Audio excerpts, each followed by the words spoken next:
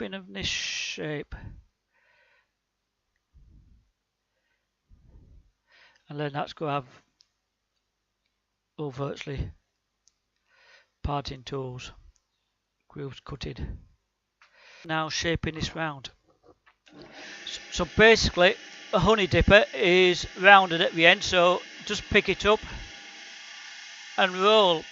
So it's just like you turning a bead, so roll it over.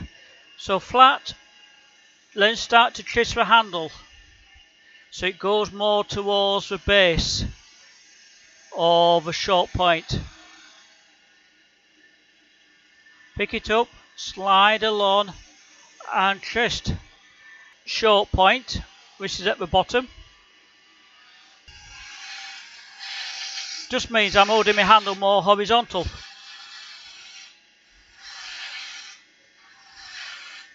So it just means I can get this rough down, then you can see a lot better. Joining them two up together and then just come the other way and merge them two together. Pick up on the short point, slowly twist over. Just done by eye. So again I could start with this one here. Just go in, stop, don't forget to pull out on the tool rest, don't lift it up, and pull straight out. Next one, and I'm looking at the back edge.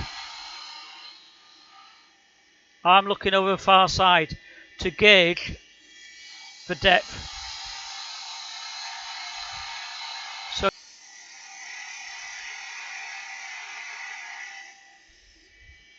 So again, that's with the parting tool. You've no choice, you can't use any other. With a parting tool, unless you go really slowly and carefully, it will tear the grain.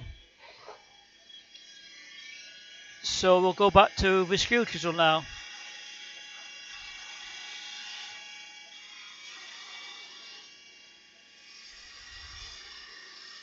So again, just want to roll that over.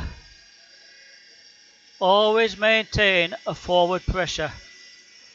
If you relaxed, I mean I'm not holding it heavily or pushing heavily, but if you let it relax, it will want to push out.